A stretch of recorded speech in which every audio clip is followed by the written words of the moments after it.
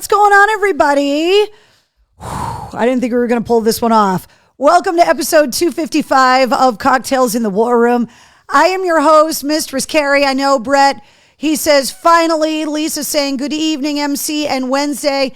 Jonathan says, oh my God, there she is. What's up, Donna? She says, what's up, MC, Wednesday, and family? Happy Tuesday. So I didn't realize that the appointment that usually gets set for the War Room didn't get scheduled correctly.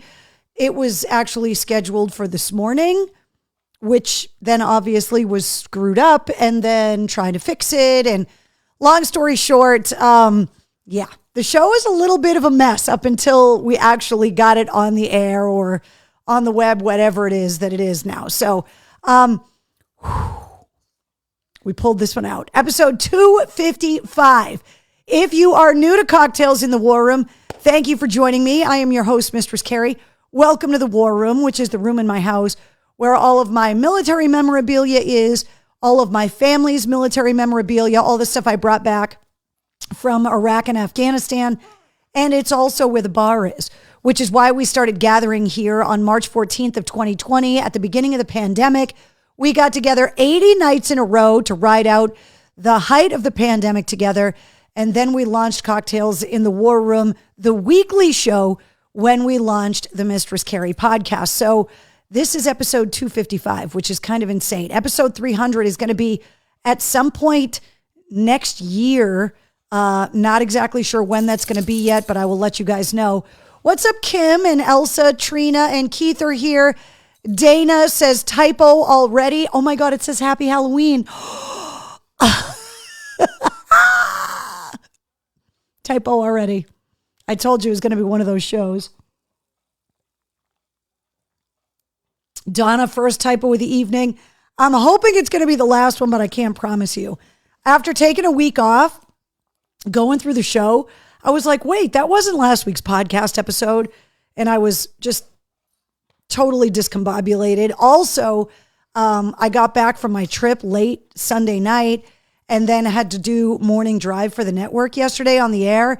And then being back on the Pike and the Bone yesterday, just getting back into work has been, my hair is all weird here. And I don't understand what's going on. It's driving me crazy. It's been a little bit of an adjustment. So the last couple of days have been a little rough. And with the holidays coming and everybody coming to my house for Thanksgiving, I have been running around trying to get grocery shopping done. I hit the liquor store today. It's just, it's been one of those weeks. Happy Halloween, Lisa. Smart ass.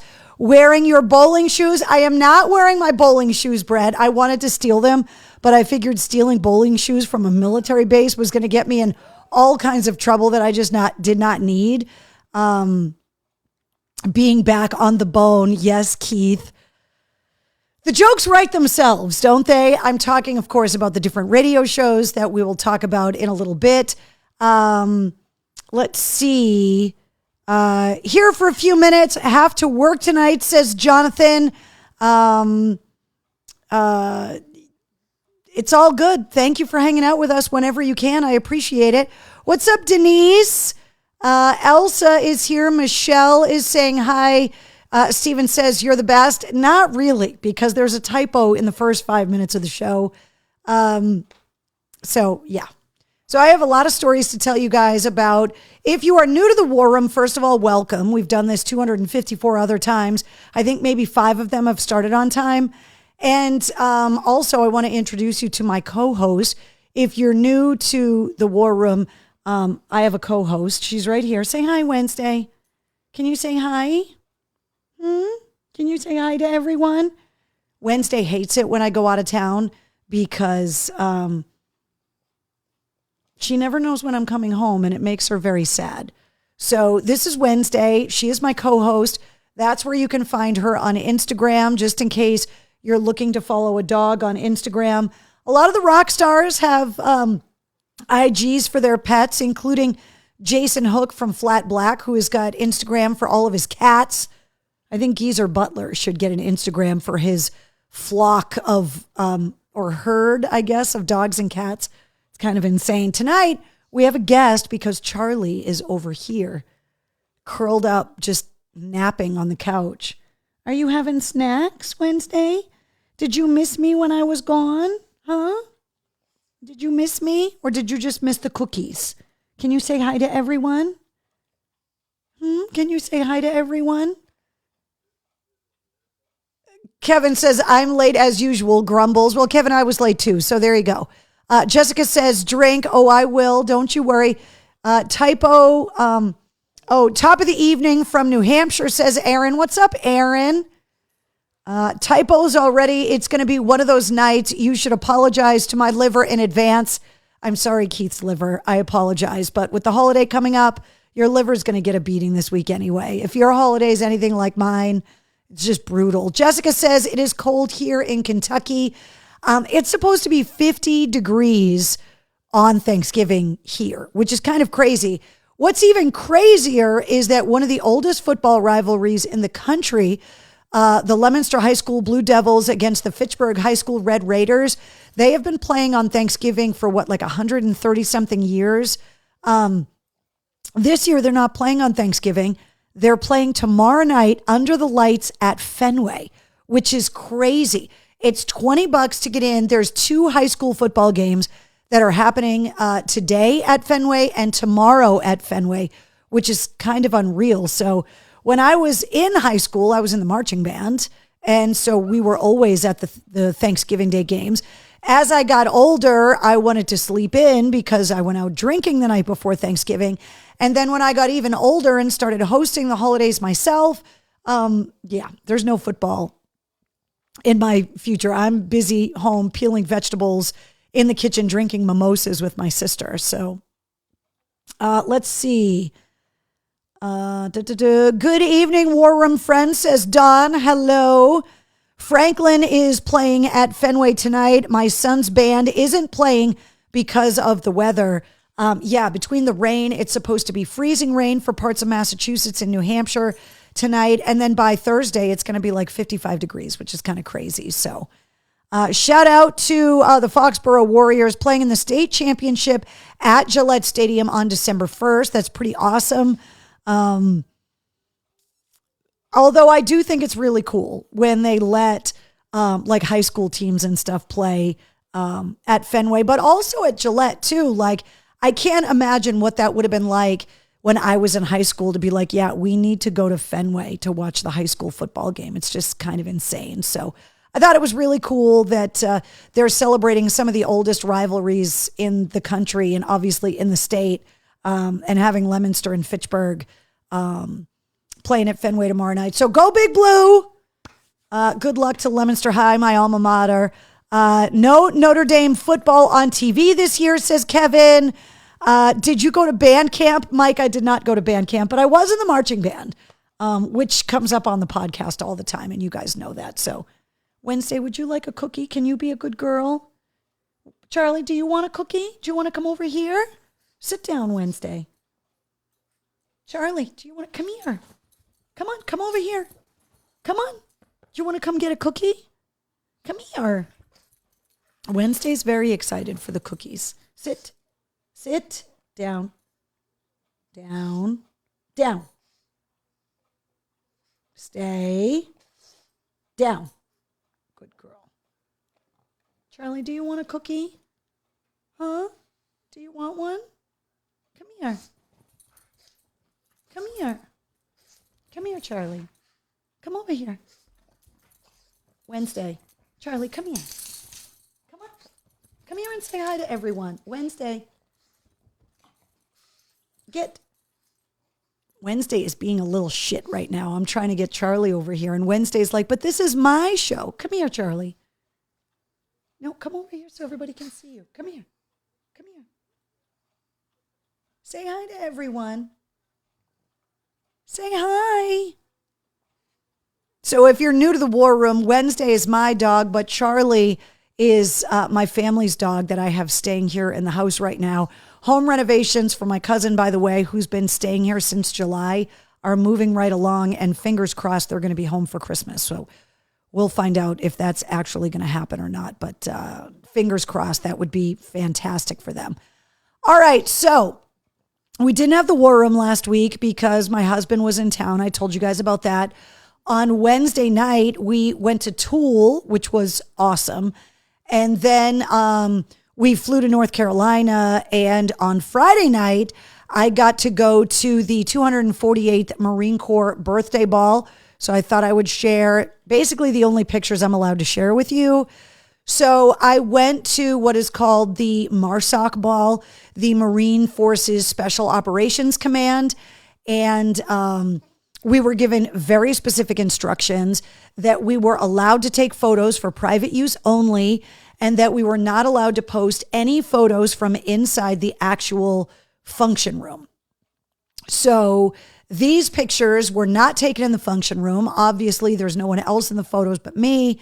And so these are the only pictures that I could show you, but I wanted to show you anyway. So this was the welcome sign inside the event. And then this, for anybody that's never been to a Marine Corps ball, the Marines take their birthday very seriously. There's a lot of pomp and circumstance. There are a lot of traditions. Included in the tradition is the giant cake, which they walk in and they cut the cake with a sword or a dagger. In this case, they cut it with a dagger. And when they cut the cake, the guest of honor gets the first piece of cake. Then the guest of honor hands the next piece of cake to the oldest Marine in the room.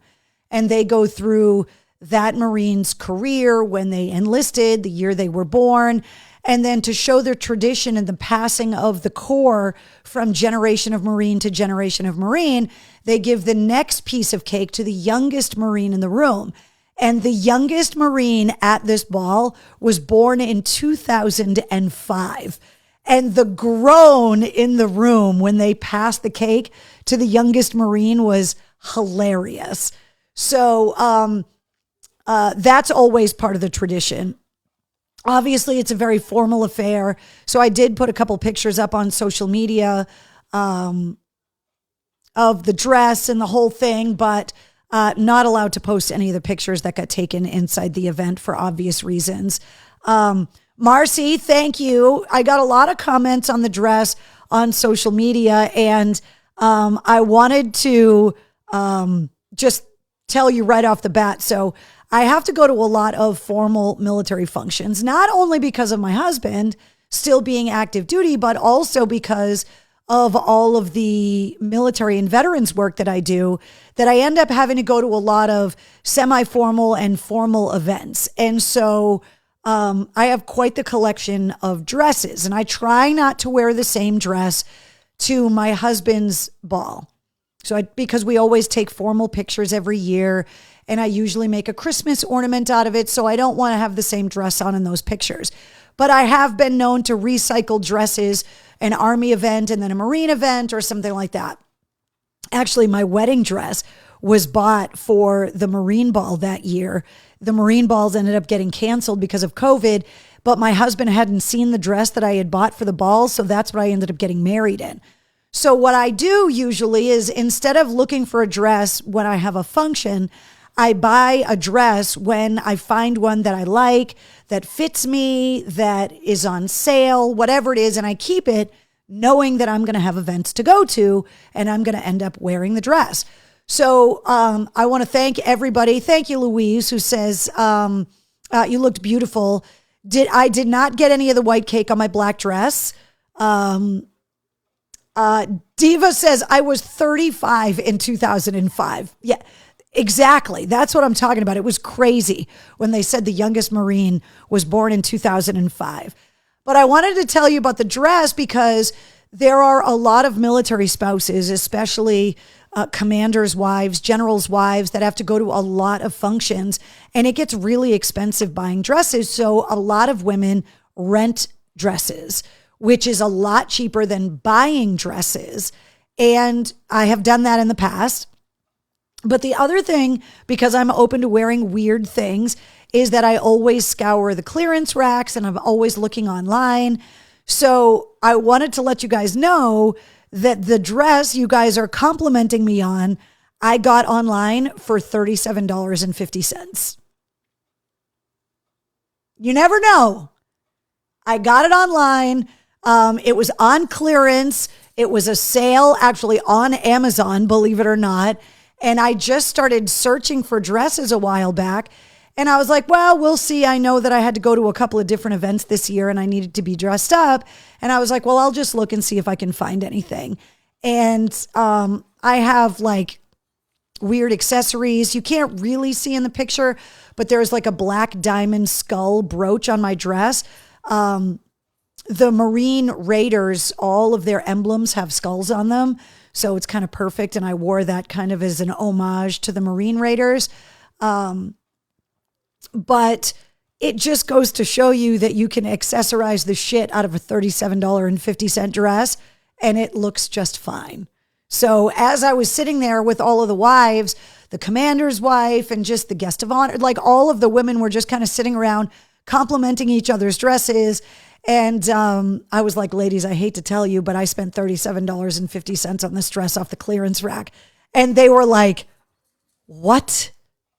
Yeah. And it's machine washable, which is great too, because everything else has to be dry cleaned, which just, Brianna says, we love a thrifty bitch. Jessica says, that's a good price. Thrift shopping with Carrie needs to be a thing. The thing is, thrifting means that it's pre-owned. This is brand new. It was just on the clearance rack. But because, hello, Wednesday, did you bring in your favorite to show everyone? Did you bring in your favorite toy out of every toy that you own? Is this your favorite right here? Is that what this is? Did you come back to show everybody your favorite?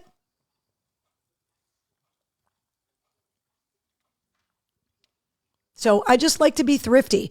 So I wanted to share that with you guys because I totally understand that there are a lot of military spouses that, are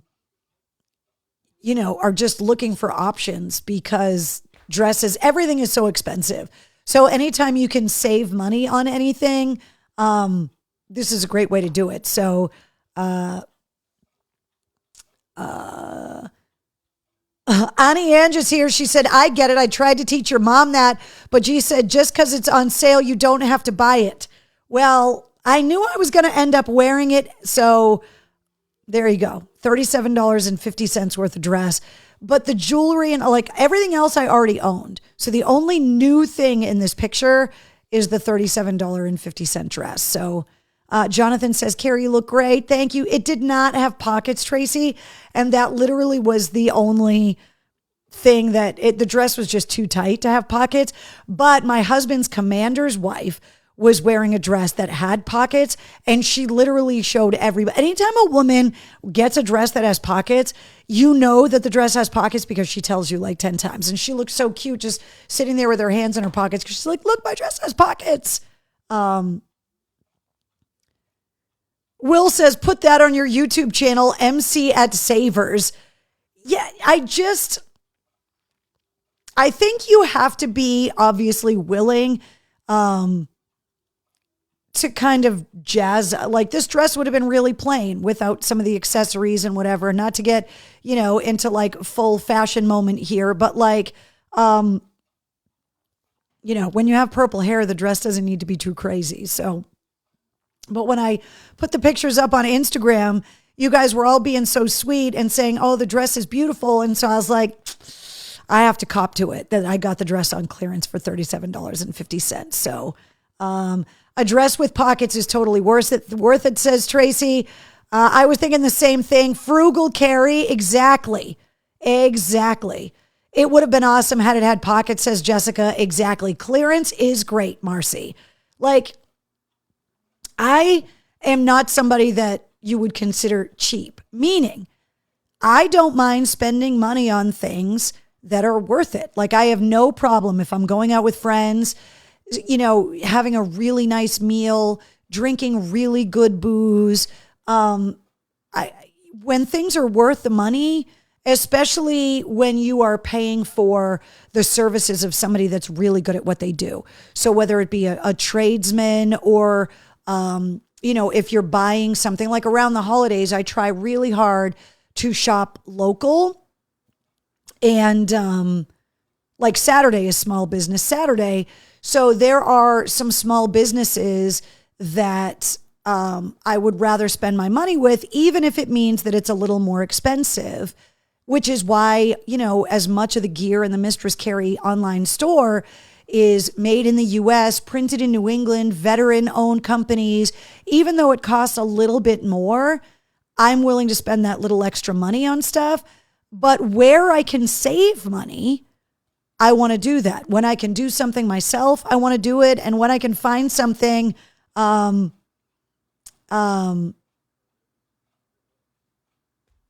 I'm willing to save the money. So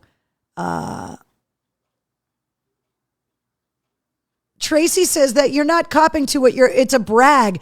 I'm not bragging that I got the dress for $37.50. I wanted you guys to know that you can go to a formal function for less than the cost of a pair of jeans if you look hard enough. So Bish says, Danielle used to tell me it's okay to splurge on something if it's frequently used.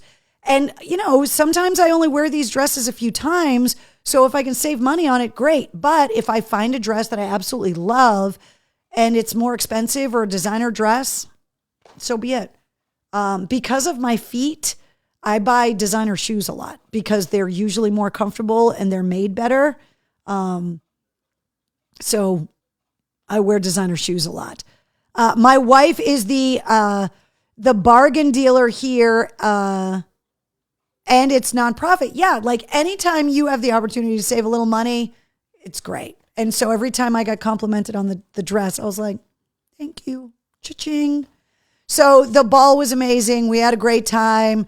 My feet were killing me. Then the next day, we went to a friend's wedding. And then on Sunday, you guys may have seen on social media that I got together with my Wolf Pack and we went bowling and I won the Wolf Pack bowling trophy. And the bowling trophy is kind of like the Stanley Cup in the family, that when you win it, you get to put your name on it and you get custody of it until we go bowling again and there's a new winner. So right in that room is the bowling trophy. And I did put pictures up on Instagram and stuff. So cue the duck boats to my husband, who was very mad that I beat him at bowling. Better luck next time, dear. Okay, we got a lot to talk about. Donna says, you should brag. It is a major score. I will brag about a bargain quicker than if I found something at full price. Trina, totally agree. Jonathan says, Carrie, what are you getting me for my birthday next Tuesday? We will cheers to you here in the War Room next Tuesday. So you got to remind us that it's your birthday next week. How did Mr. C like the Tool Show? Brett wants to know. I told you guys it was probably not going to be his bag. It was not his bag. He thought the lights were really cool. He just did not understand. One of the things he did not understand is how Maynard James Keenan is not like the front man of the band. That if you've never seen Tool before, normally when you go to see a band, the singer is out front, talking to the crowd a lot, under the spotlight, running back and forth. Maynard considers himself an instrument of the band. And so Adam Jones and Justin Chancellor, the guitarist and the bass player, are up front. Danny Carey, the drummer, is in the back, up on a riser. And then Maynard has risers on either side of the drum set. And so like, say my head is Danny Carey, Maynard has platforms on either side of Danny Carey, and he sings from up in the back of the stage. So it puts emphasis on all four members of the band equally and on the light show. So my husband was like, I don't understand why he's doing that. And I was like, well, and I explained it to him. And he was just like, yeah, I just don't get it. So Mr. C went with me to the concert to be supportive. But it was not his bag. Donna, he 100% looked horrified. And some of his friends and some of my friends, we all went together. And his friends all loved the band. My friends all loved the band. but one of his friends' wives went and isn't really a fan of the band either. And so my husband and her kind of sat at the end of the row and were just like, we don't understand what's going on. Meanwhile, the rest of us were like standing up, screaming. And the other thing I wanted to talk to you guys about is because the light show for Tool is so huge, the last few times I've seen them, everybody up in the balconies has kind of just sat down and like watched. And there was a girl behind me that had to have been at least half my age. She was really young, and she had a problem with me standing up during the show. And I was like, is this a cultural shift now that like you're not supposed to stand up at concerts? Because when I was growing up going to concerts, if you sat down, it was almost a protest against the band. That you stood up the whole time and you danced and there was no reason to be sitting down. And I thought it was really weird that not only were they sitting, but like asking the people in front of them to sit down. And by the end of the show, I leaned back to her and I was like, honey, I've been trying to be respectful all night, but I can't sit down. It's Tool. I've been seeing this band live for probably longer than you've been alive. And I can't sit down at a concert. It's just strange. So I thought that was really weird. I don't know if this is like a new thing where people are sitting down at concerts now. But I thought it was odd. What's up, Victoria? Always stand and dance, says Lisa. Tool show was sick. Penny, was everybody sitting where you were? I don't know where you were sitting in the arena, but were people sitting? Don't forget the big lighters. Yeah, exactly. If they want to sit down, guess they are at the wrong show, says Betty. Yeah, just it was just totally strange and weird, and I thought it was awkward, but I also wasn't willing to get into a fist fight because not that I didn't want to fight the girl, but because I didn't want to get kicked out of the show. So. And they also did the whole don't take pictures thing until the very end. And so the pictures that I put up on social media, some people were like, hey, you're not supposed to be taking these pictures. And I was like, well, I actually didn't take the pictures. Somebody else did, but then they sent them to me and then I posted them. So because I know the rules, damn it. I always stand and dance until my knee gives out, says Louise. That is why I sit in a section reserved for the disabled, says Trina. Everybody sits. I can't stand for more than 5 minutes at a time. I don't want to miss the show and disturb others. Betty says, definitely awkward. Brianna says, I only sit if the person I'm with is disabled or has mobility issues. If they can't see, then I don't either. Brianna, that's why you're awesome. Commonplace now, it sucks, says Steven. So many times I'm at shows that are like general admission, like the MGM Music Hall or at Roadrunner. So I'm not used to, or at the House of Blues or something like that, that I was just like, this is weird that people are sitting down. Like, it's weird. Penny says, it bugs me. Like, don't go to a show if you just, if you don't want people to stand. Yeah, it's strange. So not really sure how to rectify that because what are they going to do? Call security and complain that you're standing or you're going to complain that they're sitting? Like, it's just, I don't know. It's just, Penny says, I prefer a GA show too. Brianna says, I sat through Slipknot because Monica couldn't stand. That's different. Where I was sitting, no one with mobility issues was going to be able to get to. There's just, with all of the stairs, there was just no way. So I know the person that was sitting down was physically able. So Jessica wants to know how mom is. So mom is okay. Regularly, my sister and I have conference calls with the facility, all of the different caretakers, the social workers, the physical therapists, kind of everybody involved in my mom's care. We have a meeting to kind of get everybody in the same room, and they are adjusting meds, trying to make it so she's not quite as groggy. She's kind of, used to where she's at now, whereas before she was a lot more confused and lashing out a lot more. And so we're just trying to kind of manage her medications to make her as comfortable and mobile during the day, but also to help her sleep at night. Because definitely one of the side effects of Alzheimer's can be that you don't sleep normally and you're up all night, sleeping all day, which makes it really hard for her to go to physical therapy, meet with the dietitian, get involved with the activities. So the long story short is she's doing okay. It's kind of the status quo, but not worse this week. So that's good. Let's see. Christine says, Sully from Godsmack and Brent Smith from Shinedown call people out for sitting.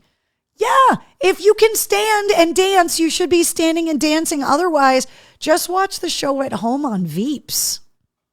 Like, what's the difference? The last concert that I was there were a good number of people sitting, and that was at Hailstorm. Yeah, it's just weird, man. I don't like sitting at concerts. I am not a good dancer, but I like to dance at shows. So I just thought it was strange. So, but the Tool show was great. It was awesome. The Marine Corps ball was great. Congratulations to my friends, Ben and Dawn, who got married on Saturday. I was super excited that I was going to be in North Carolina for the ball and that I was able to make their wedding too. So, that was awesome. So, all right. Want to remind you guys about some things. Speaking of some concerts, the Big Gig tickets are on sale. They went on sale the end of October for the DCU Center. And the Big Gig this year, which is Big Gig 3, features Stain Seether, Asking Alexandria, and Tim Montana. It's going to be at the DCU Center. Mike Shue and I are going to be the master and mistress of ceremonies once again. And all of the details on any of the shows that we're going to talk about tonight are obviously up on the event calendar at mistresscarrie.com. So tonight, rather than pulling a cocktail recipe out of the cocktail book, tonight I wanted to talk about the cocktail that I am going to be making, or cocktails that I am going to be making for Thanksgiving. So my sister and I on Thanksgiving and Christmas always start the day because we get up early in our pajamas to get the turkey in the oven early in the morning. So we always have mimosas. And on Thanksgiving, we do a little orange cranberry mimosa. And I make my cranberry juice from actual cranberries. And I make it year to year because cranberries are only in season this time of year. And you can get them super cheap in the bags. They're grown right on the Cape. And so if you go online and search how to make cranberry juice, you basically just put a bunch of sugar in a mason jar with a bunch of cranberries, fresh cranberries, and pour boiling hot water in there, and then water bath can the jars so that the jars seal. And then you leave the cranberry juice on a shelf in a cool, dark place for, I think it says 6 weeks. And then it's good to drink. But I make it for the next year. So I have cranberry juice that I actually made from last year's cranberries that we make drinks out of around Thanksgiving every year. And one of the things we make is a cranberry orange mimosa on Thanksgiving, which is super delicious. And we always put maraschino cherries in it just because that's what we do, and a little bit of an orange garnish in there as well. And then what I always keep on my stove throughout Thanksgiving weekend, because people come and go all weekend long, family, friends, neighbors, relatives, whoever it is, I get the unfiltered apple cider, so it's like cloudy. Put that in a pot in the morning, and on a low simmer, I get mulling spices that has everything from cloves and orange peel. There's just a bunch of different spices. I get mine at Williams-Sonoma because I love the blend of spices they use. And every year around the holidays, I stock up for the next year because they always have it on sale. Frugal, Carrie. And so you simmer the apple cider on the stove on low heat for a long time with some loose cinnamon sticks and the mulling spices. And then you're basically trying to not boil out, but simmer out some of the water so that it's more appley. And the water that comes out of it, you replace with booze. Yeah. So the mix that I do in my apple cider, and it's basically equal parts, but you can adjust the parts to taste. It's definitely not for people with diabetes, but it's the mulled apple cider with the cinnamon sticks and the mulling spices. And I put the mulling spices in like one of those big tea infuser balls. So the spices aren't loose, but the cinnamon sticks are because they're big and you can just fish them out. And then I do equal parts Disaronno Amaretto, Stoli vanilla vodka, and Fireball, which gives it that cinnamony kind of warm thing. And it basically tastes like a caramel apple cider. You will not taste the booze. It's delicious. And I simmer that on the stove and it makes the house smell amazing. Then once I add the booze, I put it in one of those big giant coolers with the spigot. And I have special mugs that are just for the apple cider on the holidays. And some people bring their own mugs. Some people drink them out of those insulated cups and thermoses. And it's freaking delicious. So if you're looking to mull some apple cider over the long holiday weekend, mull the cider, pull some of the water out, and then mix Disaronno Amaretto, vanilla vodka, and I use the Stoli vanilla just because I like it, and Fireball. And it's delicious, and I like it really cinnamony. So Jessica says, I just bought Dave Grohl's Storyteller. It is amazing. Jessica, I will warn you that once you get later in the book and you start reading about his relationship with Taylor Hawkins, I read the book before Taylor's passing, and that chapter in particular is really hard to reread now that he's gone because Dave just talks about Taylor being like his musical soulmate. So it's kind of brutal. Brianna says, cranberries are our things. Missouri can suck it, says Brianna. The other thing, because we have ham on Thanksgiving, by the way, here's the cocktail recipe screen. If we're going to be talking about cocktails. The other thing that I make is this cranberry pineapple relish that I put on the ham. And basically you just get the crushed pineapple in the can with the juice. And then I put cranberries in the food processor with the pineapple juice and kind of mush up the cranberries and then add the crushed pineapple. And that's all it is crushed cranberries in the food processor and crushed pineapple in the pineapple juice. And you put that on ham and it's delicious. Sounds like trouble in a glass, says Bish. It 100% is. Same thing for apple pie moonshine. Delicious. Michael Cole says Fireball. That sounds like it will sneak up and knock the crap out of you. It does. And that apple cider I also make to tailgate at football games when it's cold, and it's perfect. But the amaretto gives it that caramelly kind of thing, and then the vanilla in the vodka gives it that little bit of candy-like thing, and then the Fireball warms the cockles of your soul, as they say. But yeah, it is delicious. Can anyone send me that recipe? Can we have breakfast together? So those are the Thanksgiving recipes that we make every year. So the cranberry orange mimosas in the morning, the cranberry pineapple kind of relish that we have for the ham, and then the apple cider with vanilla vodka, amaretto, and Fireball in it. And it is delicious. All right, let's recap the last couple weeks' podcast episodes. We didn't do the War Room last week, so there are 2 episodes if you haven't caught up yet. Episode 179 featuring Justin Chancellor from Tool and Empty Void. If you haven't checked out the music from Empty Void, it is definitely experimental. And when Justin Chancellor describes his music as experimental and he's in Tool, you know it's experimental. It's different, but it's really cool. And then last week, episode 180 of the Mistress Carrie podcast featured Gavin Rossdale from Bush talking about somebody that cooks really, really well. And it was one of the things we talked about in the episode. Eat with Gavin Rossdale is a new cooking show that he has got coming, I believe, to a streaming platform, but I'm not sure which one. They're filming the episodes now. He's not a classically trained chef. He talked about it in the episode that he is self-taught, but he cooks really, really well. Cooks with his boys, teaches his boys how to cook.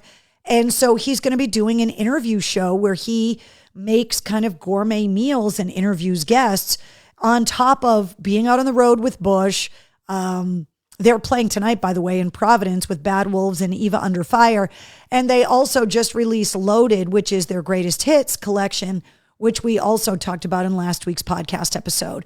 This week's podcast episode, because Thanksgiving is the most traveled day of the year, and it's the holiday that most people go home and the weekend that most high school reunions happen, I thought it would be fun to have some of my oldest friends in music come on the show. So episode 181 of the Mistress Carrie podcast features my friends in Rubicon. Now, they have got their new album coming out after the new year. Their new song, Lose It All, is out now. But I talked to Jay Sims, the lead singer of the band, and also Dave Raymond, who's the guitar player in the band back here. And these guys I have known since they were in a cover band at the very beginning of my radio career in Boston, and we have been friends ever since. They are some of my oldest and dearest friends from the Boston music scene. The band is from everywhere.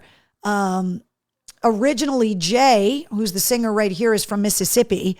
He moved to Boston, and then Rubicon got put together while he was here. And then now he lives in Nashville with Josh, who is right here, who's the other guitar player.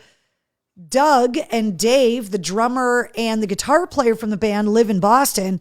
And Huey, the bass player that's right there, lives in LA. So these guys have been working virtually for years before COVID made it cool, sending audio files back and forth. They get together several times a year to write songs and obviously to tour.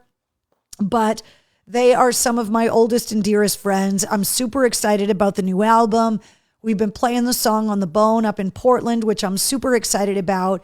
And so I thought it'd be cool to do kind of a hometown music episode for the week of Thanksgiving. So episode 181 of the Mistress Carrie podcast comes out at midnight tonight, and it features Jay and Dave from Rubicon, and I'm super excited about it.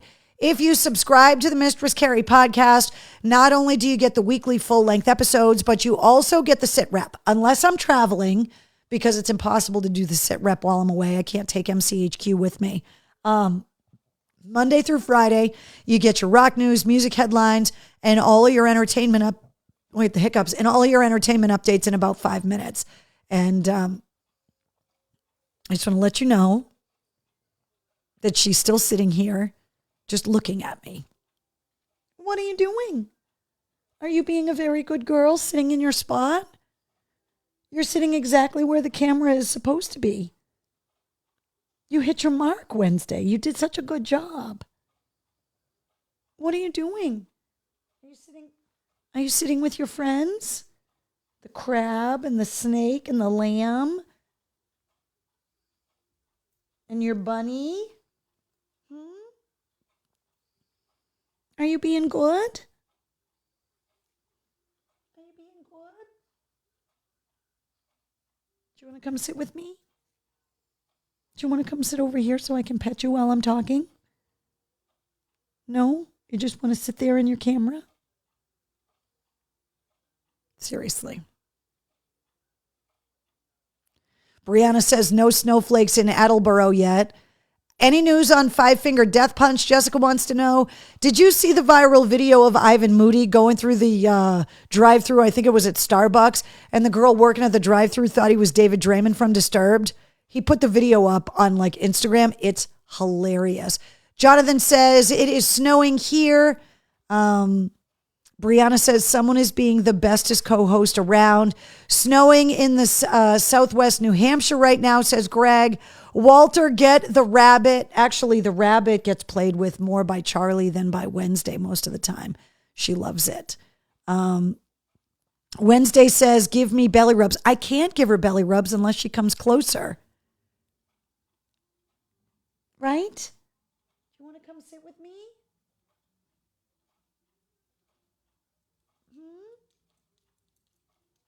Am I rubbing your chin? Your chin is very gray, Wednesday. How come? Why is your chin so gray? Your little bunny feet? See my little bunny feet? See them?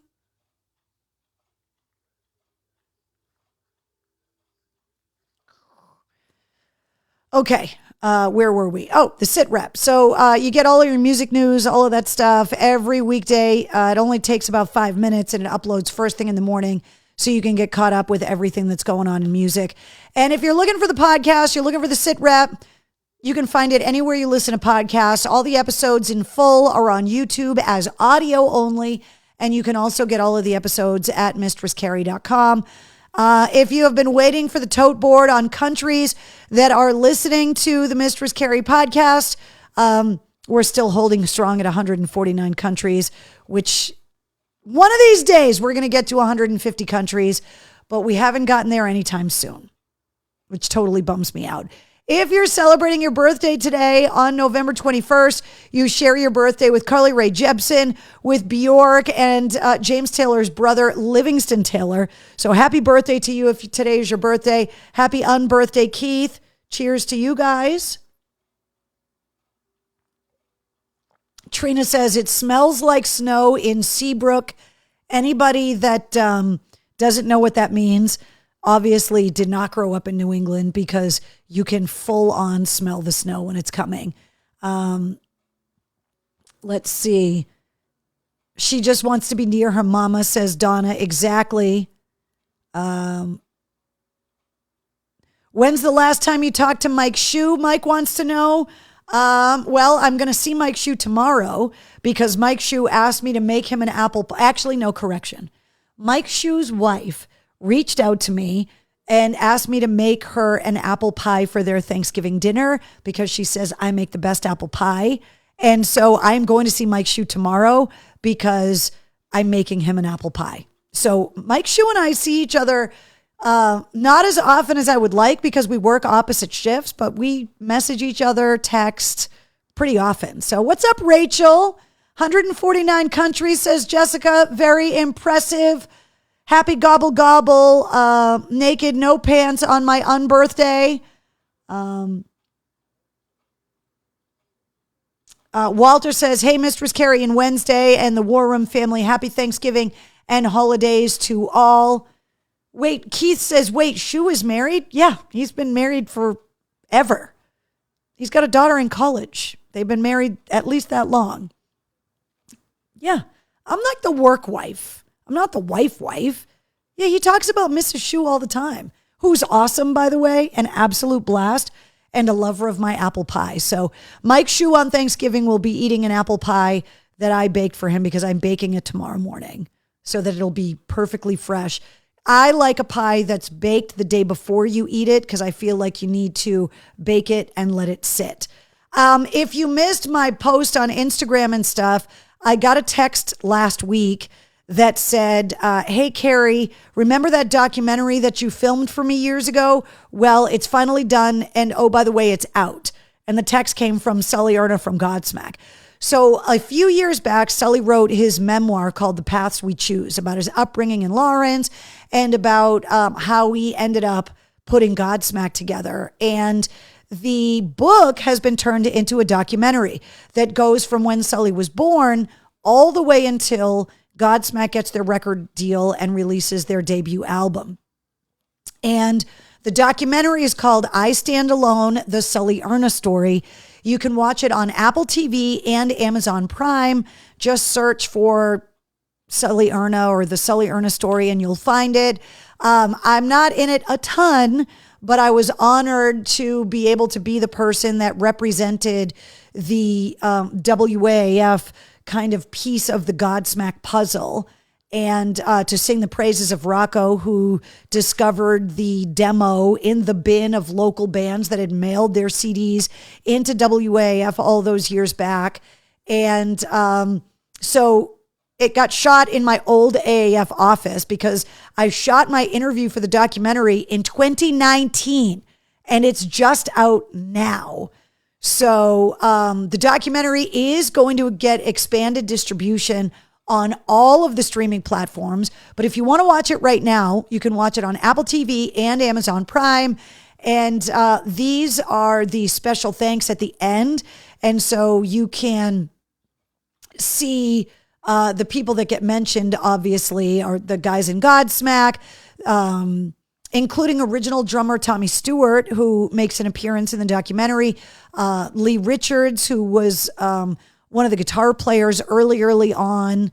Let's see, Sully's dad, his daughter. There's just a bunch of us that got asked to be in the documentary.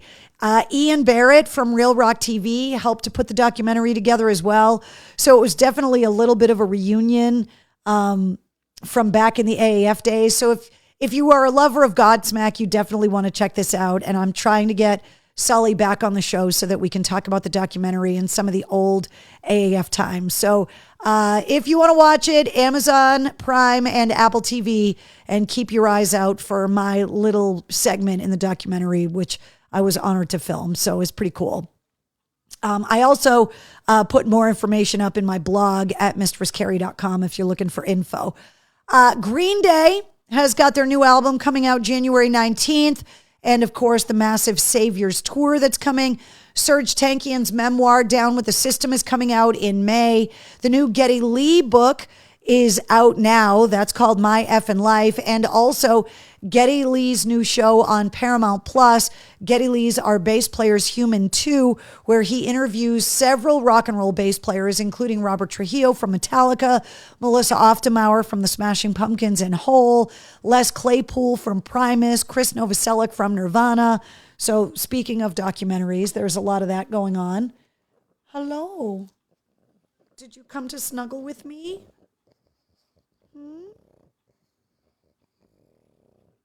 Can you guys hear her?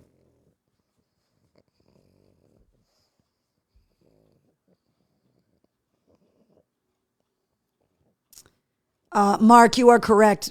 Rocco did pass away a few years ago. So that was why, when they asked me to be part of the documentary and to kind of tell the story, I was honored that not only that I got to represent WAF, but also got to give Rocco credit for being the one that pulled the demo, out of the bin. Basically, the way that it happened is that I was working part-time on the air at that time. Rocco was doing nights. Opie and Anthony were doing afternoons on AAF. John Osterlin was doing middays. The Hillman Morning Show was doing mornings, obviously. And Rocco started playing Godsmack on his show at night because he pulled the demo that they sent him out of a bin in the promotions office, started listening to it, liked Keep Away. So he started playing Keep Away on the air.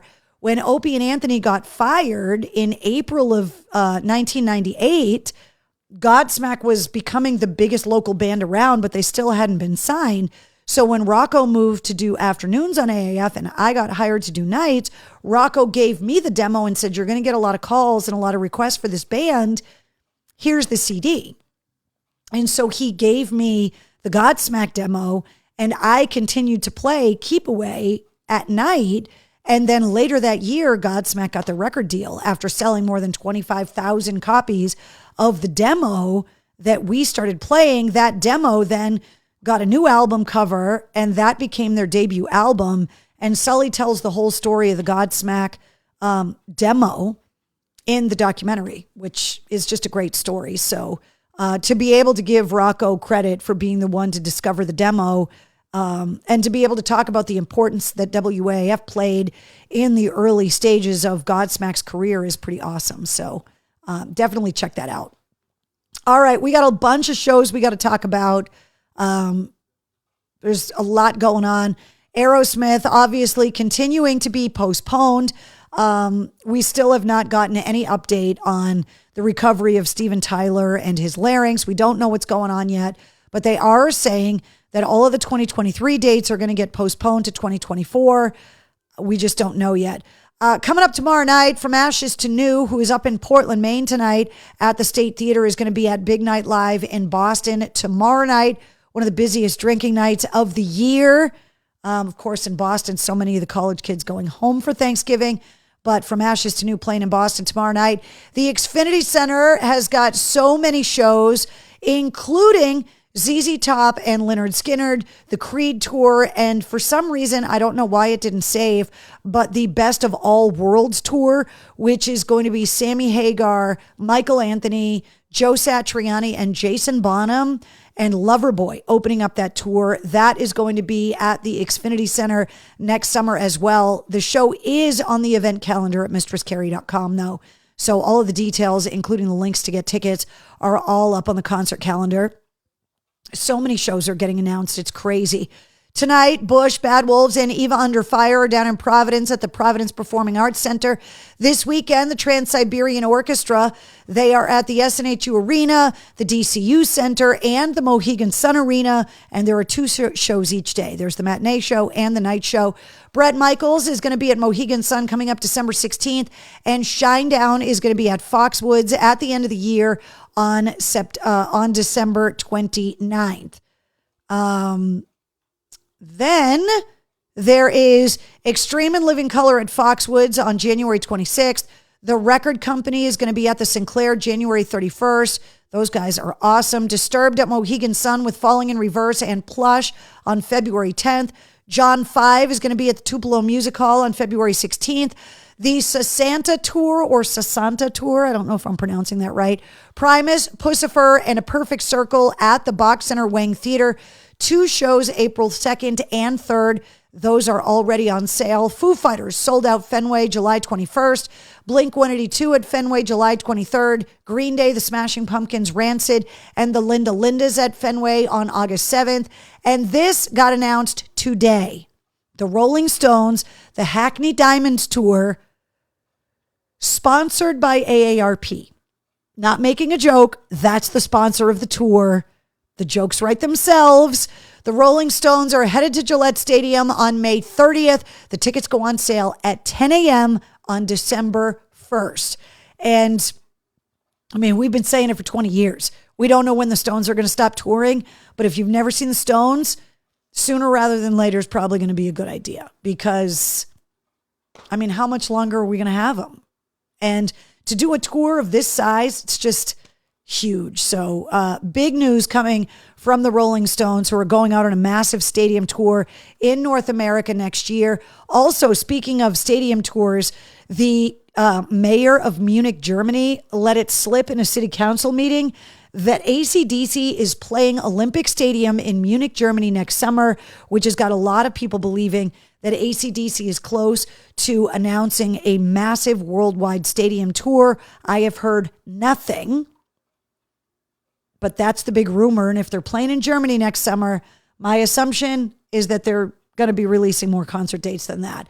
Coming up at the Palladium, the Machine Killer Tour with Static X and Seven Dust and Dope is February 26th of 2024, and Queensryche with Armored Saint on April 27th. Lots of shows. I told you that the concert calendar was not going to be quiet for long, and it's not. Meshuggah, MGM Music Hall at Fenway, December 9th. The Dropkick Murphys, 3 days at the MGM Music Hall, the 15th, 16th, and 17th of March. Porno for Pyros is going to be at MGM on March 5th. And Judas Priest with Sabaton, by the way, is going to be at the MGM Music Hall at Fenway on April 25th. And all of these shows got added to the concert calendar as well. House of Blues coming up fast. Jason Bonham's Led Zeppelin Evening is going to be at the House of Blues. Beartooth Sleep Theory, Invent Animate, and The Plot in You, January 21st. Chino Moreno from Deftones, his band Crosses, is going to be at the House of Blues February 19th. And the Dropkick Murphys kicking off their week-long string of shows on Lansdowne Street at the House of Blues on March 14th. we're going to be broke. Paradise Rock Club, Dogstar is going to be there on December 12th. Zach Sabbath, the Black Sabbath tribute band that Zach Wild has, is going to be at the Paradise on January 6th. And Machine Head is going to be there on February 8th. A bunch of new releases are coming out on Friday, but mostly vinyl re-releases because Friday is Record Store Day, which is the day that the music industry comes together to support locally owned, independent brick and mortar record stores. So there are a lot of vinyl releases that are coming out. If you want a list of hundreds of Record Store Day releases, just go to recordstoreday.com or just go to the event calendar at mistresscarrie.com because they're all up there. But everybody from Buckcherry to Coheed and Cambria, The Flaming Lips, Linkin Park, Meat Puppets, Screaming Trees, Smash Mouth, Tantric, Turnstile, Evanescence, celebrating the 20th anniversary of Fallen with an anniversary release. It's just insane that album has been out for 20 years. Matter of fact, Amy Lee got interviewed in Vanity Fair magazine because of the 20th anniversary of Fallen. So a lot of vinyl reissues. Vinyl makes a great gift for people that you're shopping for the holidays, especially if you get those vinyl album frames at the craft store. It's just an awesome gift. So if you're looking for some ideas, there you go. Mail call this week, no mail call. I don't know if that's by the DOG has been hanging out, but well, you can see for yourself that she is just snuggling with her favorite. Just sitting. That's what she's been doing. She's not even looking at me anymore. She's just, that's how she sleeps because, well, that's her favorite thing in the whole wide world. So there you go. So no mail call this week. I did want to let you guys know, though, that something new is coming to the store, and they came in today, Wednesday. This is not mail call. This is not for you. Guess who woke up as soon as she heard crinkling?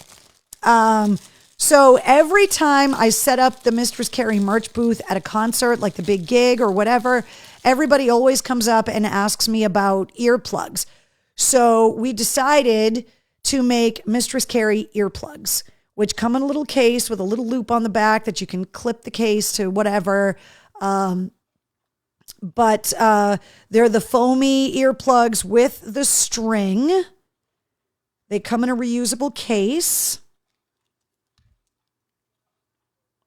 And I will now have them available at all events. So if you forget your earplugs at concerts, and also we're going to be doing a special holiday sale. And so you're going to have the opportunity to get your hands on some earplugs this holiday weekend as well. But definitely just a little something that I wanted to make sure that I had available, especially on site at events.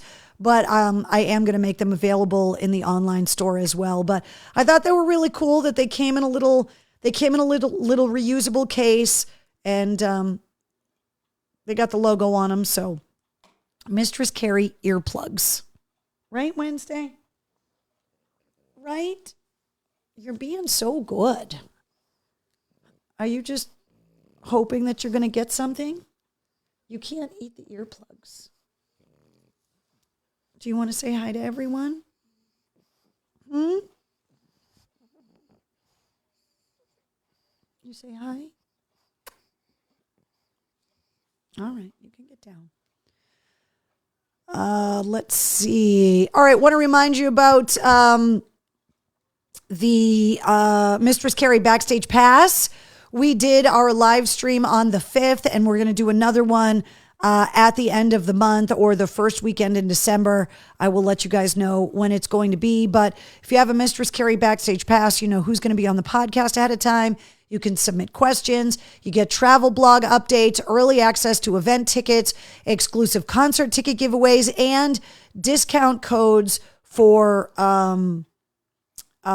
merch in the online store. And that's going to include earplugs and a lot of other stuff. So lots going on with the Mistress Carrie Backstage Pass. And some pretty cool stuff I'm hoping is coming in 2024 as well. I know there's a lot of concert tickets coming in 2024 for Backstage Pass holders. So if you want to get a Backstage Pass, go to mistresscarrie.com, click on the Patreon link, or just go to patreon.com/mistresscarrie. And of course, a reminder of all of the different places that you can find me, including the new pages for the podcast on Instagram and on Threads. And of course, the apps for the Pike, where you can listen to me every weekday afternoon. If you like classic rock, this station's based out of Worcester. If you like heavier rock, this station's based out of Portland, Maine.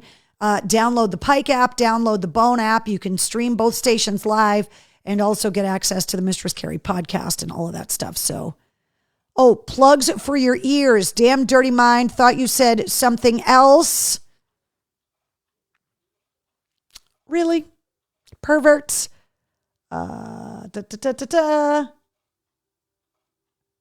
Heidi says, hey guys, sorry, was cooking my ass off. Heidi, do you want to come to my house and cook your ass off? I would love that. Let's see.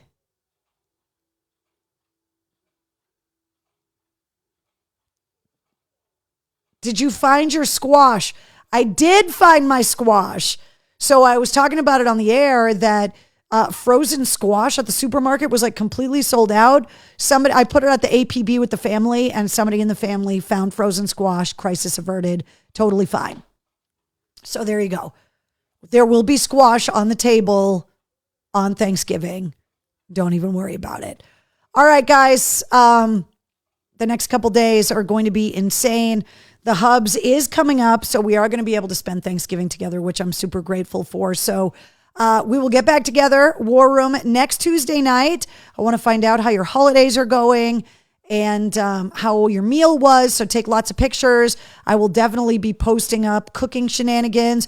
I will take a picture of Mike Shu's apple pie that I make for him tomorrow and share that with you. And the new episode of the Mistress Carrie podcast, episode 181, goes live at midnight tonight, featuring Jay and Dave from Rubicon. Wednesday, do you want to say goodnight? And also, good luck to the Leominster High Blue Devils that are playing the Fitchburg Red Raiders tomorrow night at Fenway. Can you say happy Thanksgiving? Say happy Thanksgiving. Right? Can you say goodnight to everyone? Good night. Say happy Thanksgiving. Okay. All right, guys. Good night. Have a great long holiday weekend. Please be safe on the roads, especially later on tonight and tomorrow morning in New England, because it is going to be icy. And tomorrow night is also one of the amateur nights of everybody out on the roads drinking and through the holidays. So just be super careful. And I will see you guys back here next Tuesday night. Happy Thanksgiving. Good night. Hit the button.